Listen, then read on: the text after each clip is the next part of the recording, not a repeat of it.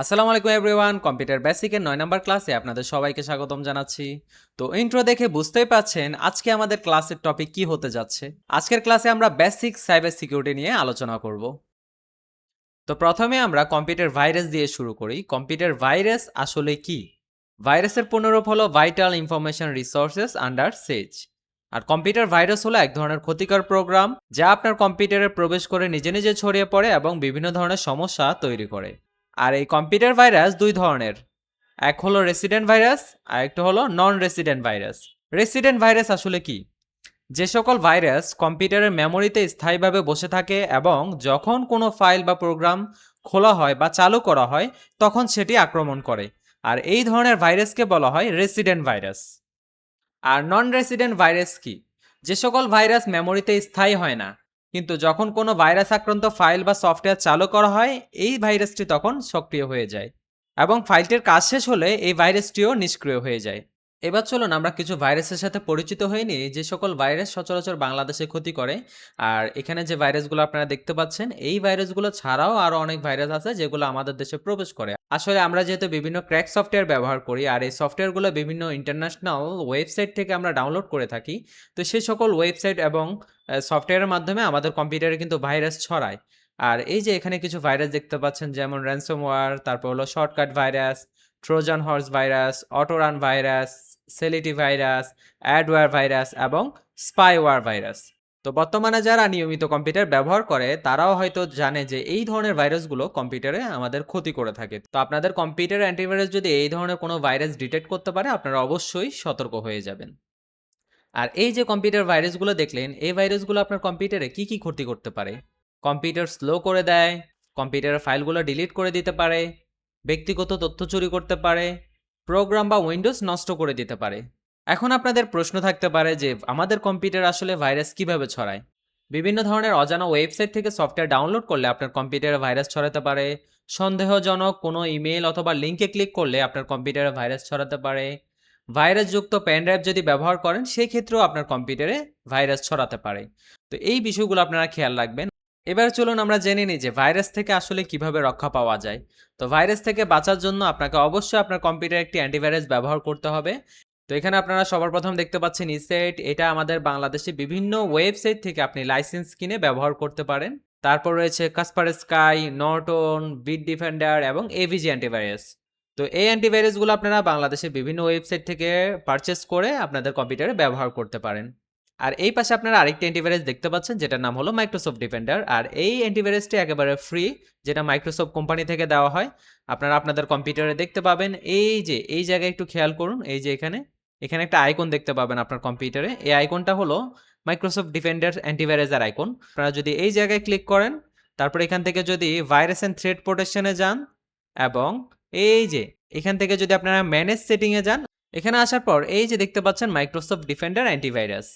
তো এই অ্যান্টিভাইরাসটিকে আপনারা সবসময় অন রাখবেন। এই যে দেখুন এখানে রিয়েল টাইম প্রোটেকশন অন, তারপরে এই যে এখানে ড্রাইভ প্রোটেকশন অন, এগুলো সবসময় অন রাখবেন। আপনারা যতগুলো অপশন আছে সবগুলো আপনারা অন রাখবেন, তাহলে আপনার কম্পিউটার প্রোটেক্টেড থাকবে। আর এই অ্যান্টিভাইরাসটি যেহেতু মাইক্রোসফট কোম্পানি ফ্রিতে প্রোভাইড করতেছে এই জন্য আপনাদের কোনো প্রকার টাকা খরচ করার প্রয়োজন নেই। আপনারা এটি ফ্রিতে ব্যবহার করতে পারবেন এবং ফ্রিতে প্রোটেকশন পাবেন। কিন্তু যাদের এর থেকেও বেশি সিকিউরিটি প্রয়োজন তারা এখান থেকে যে কোনো একটি অ্যান্টিভাইরাস পারচেস করে ব্যবহার করতে পারেন। আর অ্যান্টিভাইরাসগুলো পারচেস করার জন্য আপনারা ইন্টারনেট ব্রাউজারে যাবেন। আর এখান থেকে অ্যান্টিভাইরাস পারচেস বাংলাদেশ লিখে সার্চ করবেন। সার্চ করার পর বিভিন্ন ওয়েবসাইটে আপনারা দেখতে পাবেন এগুলো সেল করা হয়, যেমন এখানে রায়ান্সের ওয়েবসাইট। এই ওয়েবসাইটে আপনারা বিভিন্ন ধরনের অ্যান্টিভাইরাসগুলো পেয়ে যাবেন, যেমন কাসপারস্কাই, পান্ডাডম, বিট ডিফেন্ডার, ইস্কেন, এই যে ইসেট। দেখছেন এখানে অনেকগুলো অ্যান্টিভাইরাস আছে, আপনার যেটা ভালো লাগে আপনি সেটা এখান থেকে পারচেস করে ব্যবহার করতে পারেন। তাছাড়া উইন্ডোজ সিস্টেম থেকে আরও একটি ম্যালিসিয়াস রিমুভাল টুল দেওয়া আছে যেটি দিয়েও আপনারা আপনাদের কম্পিউটারের ভাইরাসগুলো রিমুভ করতে পারেন। তো এই যে এই টুলটির নাম হলো মাইক্রোসফট উইন্ডোজ ম্যালিসিয়াস রিমুভাল টুল। আপনারা যদি কিবোর্ড থেকে উইন্ডোজ আর প্রেস করেন এবং এই জায়গায় MRT লিখে ওকে দেন, এই যে আপনি এখানে একটু ডায়লগ বক্স দেখতে পাচ্ছেন, এখান থেকে আপনি নেক্সটে ক্লিক করে দিবেন। তারপর এই যে এখান থেকে ফুল স্ক্যানে ক্লিক করে নেক্সটে ক্লিক করে দিবেন। তাহলে আপনার কম্পিউটারটি স্ক্যান হতে থাকবে। যদি কোনো কম্পিউটারে ভাইরাস পেয়ে থাকে এই ক্ষেত্রে সে ভাইরাসগুলোকে সে ডিলিট করে ফেলবে অথবা নষ্ট করে ফেলবে। তো আশা করছি আপনারা বিষয়টি বুঝতে পেরেছেন। এই টুলটা ব্যবহার করে আপনারা কম্পিউটারের ভাইরাস রিমুভ করতে পারেন। আর এগুলো ছাড়া আপনারা আরও দুটি বিষয় খেয়াল রাখবেন, সেগুলো হলো অচেনা যে কোনো লিঙ্ক অথবা ফাইল খোলা থেকে বিরত থাকবেন। যেমন এই যে এই পাশে একটি মেসেজ দেখতে পাচ্ছেন, এই মেসেজে বলতেছে hello your package has been delivered, view details here. এই যে এখানে বলতেছে আপনার প্যাকেজটি ডেলিভার করা হয়েছে, অথচ আপনি কোনো প্রোডাক্ট পারচেস করেন নাই, আপনি কোনো কিছু অর্ডার করেন নাই। দেখবেন আপনার মোবাইলে একটি মেসেজ চলে আসছে। এবার আপনি যদি ভুল করে যদি এখানে ক্লিক করেন, আপনার কম্পিউটারে কিন্তু ভাইরাস প্রবেশ করতে পারে, আপনার কম্পিউটার হ্যাক হইতে পারে। তো এই বিষয়গুলো একটু খেয়াল রাখতে পারেন, আপনার কম্পিউটার বা মোবাইল ফোন হ্যাক হতে পারে। অবশ্যই এটি মাথায় রাখবেন, এই ধরনের কোনো লিঙ্কে ক্লিক করা যাবে না। আর অবশ্যই আপনার কম্পিউটারটি অলওয়েজ আপডেট রাখতে হবে। আপনার কম্পিউটার অথবা সফটওয়্যারগুলো যদি আপনি আপডেট রাখেন, এই ক্ষেত্রে আপনার সিকিউরিটি সিস্টেমটা আপডেট থাকবে, যার ফলে কোনো ভাইরাস আপনার কম্পিউটারে প্রবেশ করতে পারবে না। তো আশা করছি এই যে ভাইরাস সংক্রান্ত যে বিষয়গুলো আছে এগুলো বুঝতে পেরেছেন আপনারা, এবং ভাইরাস থেকে কিভাবে রক্ষা পাবেন সেই বিষয়গুলো আশা করি আপনাদের বুঝাতে পেরেছি। তো চলুন এবার আমরা অনলাইন সেফটি এবং সিকিউরিটি সম্পর্কে কিছু বিষয় আমরা জেনে নিই। তো অনলাইন স্ক্যাম থেকে বিরত থাকার জন্য এবং সেফটি মেনটেন করার জন্য আমাদের কিছু বিষয় খেয়াল রাখতে হবে। আমি একটি একটি করে আপনাদের প্রত্যেকটা বিষয় বুঝিয়ে দিচ্ছি।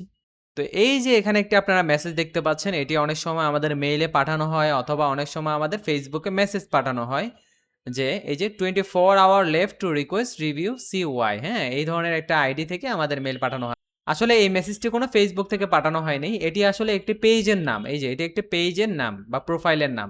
দেখুন এই যে এটি প্রোফাইল, এখানে পিকচার দেখতে পাচ্ছেন, এটি হলো একটি প্রোফাইলের নাম। তো এখানে আপনাকে বলা হচ্ছে your account and page will be disable because someone has reported you. তো এই ধরনের মেসেজ বা মেইল যদি আপনারা কখনো পেয়ে থাকেন, এগুলো থেকে আপনারা দূরে থাকবেন, কারণ এই মেসেজ বা মেইলের সাহায্যে যে কোনো হ্যাকার, যে কোনো স্ক্যামার খুব সহজে আপনার ডেটাগুলো কালেক্ট করে ফেলতে পারবে, খুব সহজে আপনার ফেসবুক এবং সোশ্যাল মিডিয়া অ্যাকাউন্টগুলো অ্যাক্সেস নিয়ে নিতে পারবে। তো অবশ্যই আপনারা খেয়াল রাখবেন, আপনারা ভুলেও কখনো এই ধরনের লিঙ্কের মধ্যে ক্লিক করবেন না। এরপর আপনারা এখানে এই পাশে দুটি মেসেজ দেখতে পাচ্ছেন। এই যে এখানে একটি মেসেজ হলো ৩,০০০ টাকা আমাকে দেওয়া হয়েছে বোনাস। আরেকটি মেসেজে বলা হচ্ছে you have received VIP bonus 592 টাকা। মানে আমি ১৯২ টাকা বোনাস পেয়েছি এবং এই টাকাটা আমার ব্যাংক অ্যাকাউন্টে ক্রেডিট করা হয়েছে। মানে ভাই কি, মানে টাকা মানে কি পাওয়া এত সোজা? মানে কার কি কোটি, কোটি টাকা হয়ে গেছে, সে কি আমাকে মানে ফ্রিতে টাকাগুলো দিয়ে দিবে? আবার নিচে এখানে দেখুন এই যে এই মেসেজের মধ্যে এই যে এখানে নিচে লিঙ্ক দিয়ে দিছে এবং এই মেসেজের মধ্যেও লিঙ্ক দিয়ে দিছে। তো এই যে লিঙ্ক দুইটা দিল, এই লিঙ্কে যদি আপনি ভুলেও ক্লিক করেন, আপনার সকল সোশ্যাল মিডিয়া, সকল ব্যাংক অ্যাকাউন্ট এবং আপনার ডিভাইসের সকল তথ্য কিন্তু যে ব্যক্তি আপনাকে মেলটা বা মেসেজটা পাঠিয়েছে তার কাছে চলে যাবে। তো আপনারা ভুলেও এখানে ক্লিক করবেন না, এগুলো হলো স্ক্যাম। এই যে এগুলো স্ক্যাম করার জন্য আপনাকে মেলগুলো পাঠানো হয়েছে। আপনারা কখনো ভুলে ক্লিক করবেন না। আমরা যারা সাধারণ মানুষ আছি আমরা এটা আসলে বুঝি না, আমরা ক্লিক করে ফেলি, লোভে পড়ে ক্লিক করে ফেলি। বুঝাতে পারছি? আর এই ধরনের লিঙ্ককে সাধারণত বলা হয় ফিশিং লিঙ্ক। তো আপনারা এই লিঙ্ক, এই যে ফিশিং লিঙ্কগুলো থেকে অবশ্যই দূরে থাকবেন। আর আপনার যে প্রতিবেশী এবং ফ্যামিলি মেম্বার আছে তাদেরকে অবশ্যই এই ধরনের লিঙ্ক থেকে বিরত রাখবেন এবং সতর্ক করে দিবেন যে এই লিঙ্কে যেন ক্লিক না করে। তো ঠিক আছে, আশা করি আমরা মোটামুটি ফিশিং লিঙ্ক সম্পর্কে ধারণা পেয়েছি। তারপর আমাদের যে বিষয়টি খেয়াল রাখতে হবে সেটি হলো ওটিপি বা ওয়ান টাইম পাসওয়ার্ড। তো এই যে ওটিপিটা আছে এটা কিন্তু কারো সাথে কখনো শেয়ার করা যাবে না। আর এই ওটিপিটা আমরা কোথায় পাই বা কখন পাই? আমরা যখন কোনো অনলাইন ব্যাংকিং সিস্টেমের বা মোবাইল ব্যাংকিংয়ের মাধ্যমে কোনো ট্রানজ্যাকশন করতে যাই বা টাকা লেনদেন করতে যাই, তখন কিন্তু আমাদের নাম্বারে একটা ওটিপি বা ওয়ান টাইম পাসওয়ার্ড আসে। সে পাসওয়ার্ডটা কিন্তু আমাদের পেমেন্টের সময় প্রদান করতে হয়। আর এই ওটিপি বা ওয়ান টাইম পাসওয়ার্ড যদি কখনো কারো সাথে শেয়ার করেন অথবা কেউ যদি পেয়ে যায়, আপনার অ্যাকাউন্ট কিন্তু হ্যাক হতে পারে। আপনার যে কোনো অ্যাকাউন্ট, সেটা মোবাইল ব্যাংকিং হোক আর অথবা অনলাইন যে কোনো প্ল্যাটফর্মের অ্যাকাউন্ট হোক, আপনার এই অ্যাকাউন্টে কিন্তু হ্যাক হতে পারে। তো অবশ্যই এই বিষয়গুলো খেয়াল রাখবেন, কখনো কারো সাথে ওটিপি শেয়ার করবেন না। এবার যে টপিকটি রয়েছে এটি আমাদের জন্য খুবই গুরুত্বপূর্ণ একটি টপিক, যেটি হলো পাসওয়ার্ড, অর্থাৎ একটা স্ট্রং পাসওয়ার্ড ব্যবহার করা। আপনারা কখনো আপনাদের Gmail account, payment related account অথবা অনলাইনে রেজিস্টার করা যে কোনো অ্যাকাউন্টে আপনারা কখনো এই ধরনের পাসওয়ার্ড ব্যবহার করবেন না। যেমন এখানে দেখতে পাচ্ছেন সকিনা 123। সাধারণ মানুষ যারা আছে তারা কি করে, নিজের নাম লিখি, নাম লেখার পরে 123 অথবা মোবাইল নাম্বারের লাস্টে 2টা ডিজিট, এভাবে আমরা কি করি, পাসওয়ার্ডটা দিয়ে ফেলি। আর এইভাবে যদি আমরা পাসওয়ার্ড দিই, আমাদের পাসওয়ার্ডটা ডিটেক্ট করা বা খুঁজে বের করা খুব সহজ, অথবা এটা অনুমান করে যে কোনো আপনার অ্যাকাউন্টের অ্যাক্সেস নিয়ে নিতে পারবে। তো আপনারা যেটা করবেন, কখনো এই টাইপের পাসওয়ার্ড আপনাদের কম্পিউটার বা মোবাইলে বা আপনাদের যে কোনো অনলাইন অ্যাকাউন্টে আপনারা কখনো ব্যবহার করবেন না। বুঝাতে পারছি?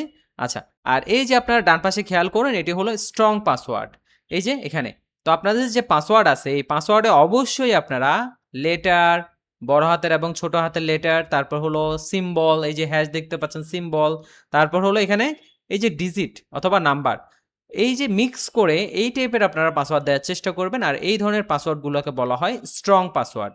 আপনারা যদি স্ট্রং পাসওয়ার্ড ব্যবহার করেন তাহলে আপনাদের যে অনলাইন অ্যাকাউন্ট বা বিভিন্ন ধরনের অ্যাকাউন্ট রয়েছে সে অ্যাকাউন্টগুলোর পাসওয়ার্ড কেউ অনুমান করতে পারবে না, আপনার পাসওয়ার্ড ব্রেক করে কেউ আপনার অ্যাকাউন্টের অ্যাক্সেস নিতে পারবে না। বুঝাতে পারছি? কিন্তু এই ধরনের পাসওয়ার্ড কিন্তু খুবই রিস্কি আপনাদের জন্য, যে কেউ এটা অনুমান করে আপনার অ্যাকাউন্ট অ্যাক্সেস নিয়ে নিতে পারবে। তো এইবার আমি আপনাদের সাথে যে টপিকটি নিয়ে আলোচনা করব এটি হয়তো অনেকেরই অজানা অথবা অনেকেরই এই টপিক সম্পর্কে ধারণা আছে। এটির নাম হলো টু ফ্যাক্টর অথেন্টিকেশন। এখন আপনাদের প্রশ্ন থাকতে পারে যে টু ফ্যাক্টর অথেন্টিকেশন এটি আবার কি? টু ফ্যাক্টর অথেন্টিকেশন হলো একটি অতিরিক্ত নিরাপত্তা ব্যবস্থা যেখানে শুধু পাসওয়ার্ড দিলেই লগ ইন হয় না। অর্থাৎ নর্মালি আমরা যেটা করি, আমরা তো আমাদের যে কোনো অ্যাকাউন্টে পাসওয়ার্ড দিয়ে থাকি, তাই না? পাসওয়ার্ড দিয়ে এবার আমাদের অ্যাকাউন্টটা আমরা কি করি, ওপেন করি। ওকে, কিন্তু এখানে আপনি শুধুমাত্র পাসওয়ার্ড দিলে এটা কাজ হবে না বা আপনি আপনার অ্যাকাউন্টে প্রবেশ করতে পারবেন না। এখানে আপনাকে ২ ধাপে আপনার অ্যাকাউন্টটি যাচাই করে নিতে হবে। প্রথমটি হলো আপনি আপনার যে পাসওয়ার্ডটি ব্যবহার করেছেন সেই পাসওয়ার্ডটি দিবেন। দ্বিতীয়টি হলো আপনার মোবাইল নাম্বারে একটি ওটিপি বা ওয়ান টাইম পাসওয়ার্ড যাবে, অথবা আপনার ইমেইলে একটি কোড যাবে, অথবা আপনার ফিঙ্গারপ্রিন্ট বা ফেস আইডি দিয়ে আপনি এটি ভেরিফাই করতে পারেন। তাছাড়া আরও একটি নতুন মাধ্যম রয়েছে যেটি হলো অথেন্টিকেটর অ্যাপ। অর্থাৎ অথেন্টিকেটর অ্যাপ ব্যবহার করে আপনি আপনার অ্যাকাউন্টটি ভেরিফাই করে নিতে পারেন। তো এখন আপনাদের প্রশ্ন থাকতে পারে অথেন্টিকেটর অ্যাপ ব্যবহার করে কিভাবে অ্যাকাউন্ট ব্যবহার করা যায়, আর অথেন্টিকেটর অ্যাপ কি? তো অথেন্টিকেটর অ্যাপ হলো এই যে দেখতে পাচ্ছেন এখানে ২ ধরনের হয়, একটা হলো গুগল অথেন্টিকেটর, একটা হলো মাইক্রোসফট অথেন্টিকেটর। আপনারা যে কোনো একটি ব্যবহার করতে পারেন। তো আপনি যদি প্লে স্টোরে এসে গুগল অথেন্টিকেটর লিখে সার্চ করেন তাহলে এই অ্যাপটি দেখতে পাবেন। আপনারা এটি ইনস্টল করে নেবেন। আর ইনস্টল করার পর এটিকে আপনার জিমেইল অ্যাকাউন্টের সাথে কানেক্ট করে নিতে হবে। তো এটি কিভাবে কানেক্ট করবেন চলুন আমি এটি আপনাদের দেখিয়ে দিচ্ছি। তো এইজন্য আপনারা আপনাদের ইন্টারনেট ব্রাউজার ওপেন করে নেবেন এবং এই যে আপনাদের জিমেইল অ্যাকাউন্ট দেখতে পাচ্ছেন এই জিমেইল অ্যাকাউন্ট থেকে ম্যানেজ ইউর গুগল অ্যাকাউন্টে যাবেন। এবার এখান থেকে সিকিউরিটি অ্যান্ড সাইন ইন অপশনে যাবেন। তারপর এখানে আপনারা দেখতে পারবেন টু স্টেপ ভেরিফিকেশন অথবা টু ফ্যাক্টর ভেরিফিকেশন, এটা আপনারা অন করে দেবেন। এটা এখানে কি করা আছে, অফ করা আছে। তো এটা অন করার জন্য আপনারা যেটা করবেন, ক্লিক করবেন এটির উপরে। এবার আপনার জিমেইল পাসওয়ার্ডটি দিয়ে নেবেন। তারপর এই যে এখানে নিচে এই অপশনটা আপনারা অন করে দিবেন, এই যে এটার মধ্যে ক্লিক করবেন। দ্যাটস ইট, আপনার টু ফ্যাক্টর অথেন্টিকেশন অথবা টু স্টেপ ভেরিফিকেশন অন হয়ে গেছে। আর এখানে আপনারা আরও একটি নতুন অপশন দেখতে পাচ্ছেন, সেটি হলো অথেন্টিকেটর অ্যাপ। অর্থাৎ আপনারা চাইলে এখানে ক্লিক করে গুগল অথেন্টিকেটর দিয়ে আপনারা এই অ্যাকাউন্টটি ভেরিফাই করে নিতে পারেন। তো এই যে দেখুন এখানে সেট আপ অথেন্টিকেটর, আমি এখানে ক্লিক করে দিলাম। আচ্ছা, তো এই যে এবার আপনারা দেখতে পাচ্ছেন এখানে সামনে একটি কিউআর কোড চলে আসছে, তাই না? আচ্ছা, এবার আপনারা যেটা করবেন আপনাদের মোবাইল ফোন থেকে গুগল অথেন্টিকেটর অ্যাপটি ইনস্টল করে নেবেন। তো আপনাদের মোবাইলে গুগল অথেন্টিকেটরটি ইনস্টল করার পর এরপর আপনারা যেটা করবেন, আপনাদের মোবাইল থেকে অ্যাড এ কোড এই অপশনে যাবেন। এই অপশনে যাওয়ার পর এরপর এখানে দেখতে পাবেন স্ক্যান এ কিউআর কোড একটা অপশন দেখতে পাবেন। স্ক্যান এ কিউআর কোড অপশনের মধ্যে আপনারা ট্যাপ করে দিবেন। দেওয়ার পর এবার আপনারা যেটা করবেন আপনাদের এই যে এখানে কিউআর কোডটি আছে এটি স্ক্যান করে নেবেন। দ্যাটস ইট, স্ক্যান করা হয়ে গেছে এবং আপনারা একটি কোড পেয়ে যাবেন। তো এবার চলুন আমরা জেনে নিই যে গুগল অথেন্টিকেটর আসলে কিভাবে কাজ করে। এটি টিওটিপি অথবা time based one time password ব্যবহার করে। প্রতিটি কোড 30 সেকেন্ড পর পর পরিবর্তন হয়।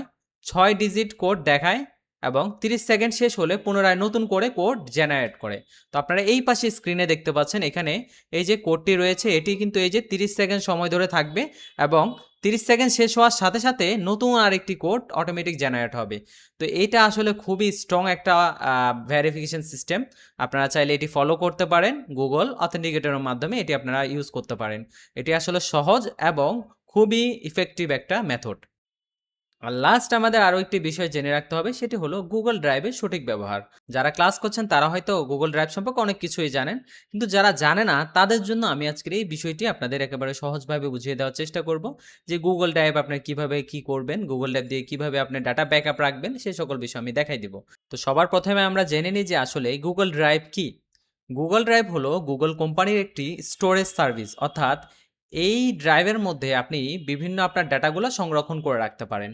আর বর্তমানে সকল গুগল অ্যাকাউন্ট ব্যবহারকারীকে গুগল কোম্পানি থেকে ফ্রিতে 15 জিবি স্টোরেজ দেওয়া হচ্ছে, যে 15 জিবিতে আপনি আপনার গুরুত্বপূর্ণ ডাটাগুলো স্টোর করে রাখতে পারেন। আর গুগল ড্রাইভে আপনার ডাটা রাখলে কি কি সুবিধা পাওয়া যায়? প্রথমত আপনার ডাটাগুলো নিরাপদ থাকে, অর্থাৎ আমরা যদি মোবাইল বা কম্পিউটার আমাদের ডাটাগুলো রাখি, একটা সময় মোবাইল বা কম্পিউটার যদি নষ্ট হয়ে যায় তখন আমাদের ডাটাগুলো কিন্তু নষ্ট হয়ে যায় আর ডাটাগুলো পাওয়া যায় না। কিন্তু আপনি যদি আপনার ডাটাগুলো গুগল ড্রাইভের মধ্যে রাখেন, আর এই ক্ষেত্রে আপনার জিমেল অ্যাকাউন্ট ও পাসওয়ার্ড জানা থাকলে আপনার যদি মোবাইল অথবা কম্পিউটার চুরি হয়ে যায় বা হারিয়ে যায় তাতেও কোনো সমস্যা নেই। আপনি নতুন আরেকটা ডিভাইসের মধ্যে আপনার জিমেল অ্যাকাউন্ট কানেক্ট করলে সকল ডাটা পেয়ে যাবেন এবং যে কোনো জায়গা থেকে আপনি খুব সহজে আপনার গুগল ড্রাইভের ডাটাগুলোকে অ্যাক্সেস করতে পারবেন। আর গুগল ড্রাইভের মধ্যে আপনার ডাটাগুলো প্রতিদিন কিন্তু অটো ব্যাকআপের সুবিধা আছে। আপনি যদি অটো ব্যাকআপটা চালু রাখেন তাহলে আপনার ডাটাগুলো অটোমেটিক ব্যাকআপ হয়ে যাবে। আর এই গুগল ড্রাইভ ব্যবহার করে আপনি কিন্তু যে কোনো কাউকে ফাইলের লিঙ্কটি শেয়ার করতে পারেন। এই ক্ষেত্রে সহজেই সেই ফাইলটি অ্যাক্সেস করতে পারবে, ফাইলটি ডাউনলোড করতে পারবে। আর সবচেয়ে বড় বিষয় হলো গুগলের শক্তিশালী সিকিউরিটি, অর্থাৎ আপনি আপনার ডাটার জন্য চিন্তা করতে হবে না, গুগল আপনার ডাটার সিকিউরিটি প্রদান করবে। তো এবার আমরা জেনে নিই যে গুগল ড্রাইভের মধ্যে আসলে কিভাবে ফাইল আপলোড করতে হয় অথবা কিভাবে আমরা আমাদের ডাটাগুলো গুগল ড্রাইভে ব্যাকআপ রাখবো। তো আমি কম্পিউটার দিয়ে দেখাচ্ছি, আপনারা এই কাজটা খুব সহজে মোবাইল ফোন দিয়ে করতে পারবেন। তো এই জন্য আপনারা ইন্টারনেট ব্রাউজার ওপেন করে নেবেন। তারপর এই যে ইন্টারনেট ব্রাউজার ওপেন করার পর এখানে আপনারা জিমেল অ্যাকাউন্ট দেখতে পাবেন। আর আপনারা যারা পূর্বের কম্পিউটার বেসিক ক্লাসগুলো করেছেন সেখানে আমি অলরেডি দেখিয়েছি কিভাবে আপনি আপনার জিমেল অ্যাকাউন্টটি ইন্টারনেট ব্রাউজারে কানেক্ট করবেন।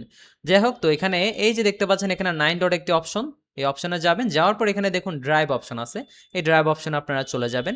ড্রাইভ অপশনে যাওয়ার পর এবার আপনি এই যে এখানে দেখুন নিউ একটা অপশন, নিউ অপশনে ক্লিক করবেন, এখান থেকে আপনি আপনার ফাইলটি আপলোড করে দিবেন। ফর এক্সাম্পল আমি এই যে এখানে একটি ভিডিও করেছি, এটি কম্পিউটার ভাইরাসের একটি ধরেন ভিডিও বানালাম আর কি, এই ভিডিওটি আমি এখানে জাস্ট আপলোড করে দিচ্ছি।